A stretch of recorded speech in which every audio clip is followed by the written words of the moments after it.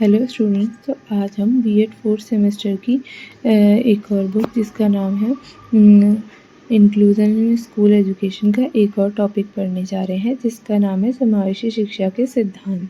तो समावेशी शिक्षा के बारे में हमने क्या पढ़ा, वह शिक्षा जिसमें एक शिक्षा स्तर के मतलब कि एक ही क्लास के बच्चे जिनका जो है मेंटल लेवल सेम है, जो सेम चीज़ों को समझते हैं, के सभी बच्चों को बिना किसी आधार पर भेदभाव किए, मतलब हमें उसे नहीं किसी जाति धर्म किसी भी प्रकार का रंग रूप किसी भी प्रकार से भेदभाव नहीं करना है, को एक साथ पढ़ाया लिखाया जाता है, तो उसे हम समावेशी शिक्षा कहते हैं।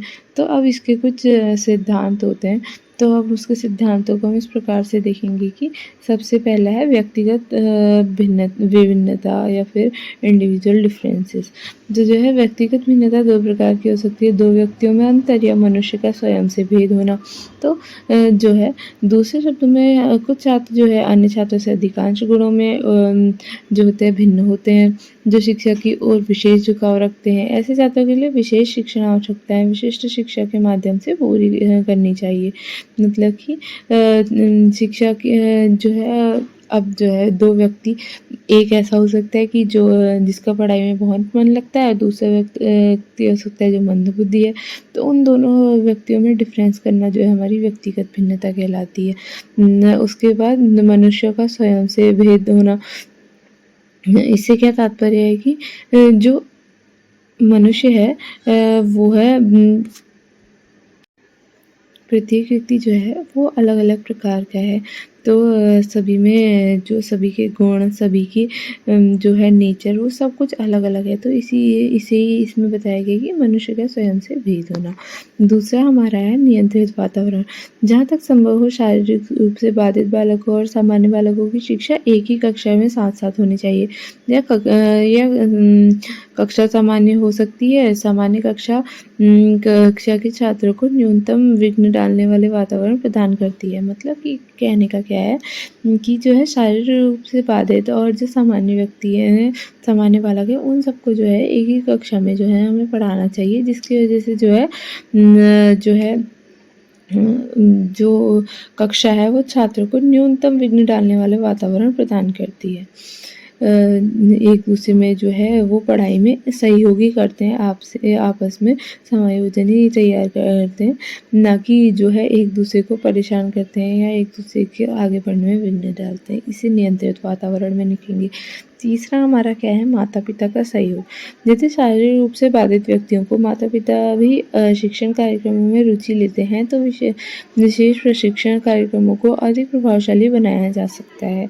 मतलब कि जब जो शारीरिक रूप से बाधित बच्चे हैं, उनको सबसे पहले तो जो है वो प्रेम सहयोग जो है अपने माता पिता से मिलना चाहिए, क्योंकि ग्राउंड लेवल पे तो वो जो है अपने माता पिता के साथ रह रहे हैं, वही उन्हें सबसे ज़्यादा समझते हैं। तो अगर जब हम इस तरीके के बाधित बच्चों को शिक्षा के क्षेत्र में भेज रहे हैं, तो उनके मम्मी पापा को भी जो है उनके साथ रुचि लेके शिक्षण कार्यक्रमों में शामिल होना चाहिए, ताकि जो है प्रशिक्षण कार्यक्रम जो है प्रभावशाली तरीके से कराया जा सके। क्योंकि जो पेरेंट्स हैं वो उन्हें बहुत ज़्यादा अच्छे से समझते हैं, और वो जो चीज़ उन्हें बताएंगे वो उन्हें बहुत जल्दी ग्रैब करेंगे। तो इस तरीके से जो है माता पिता का सहयोग हम देखते हैं। चौथा क्या है, अविभेदी शिक्षा।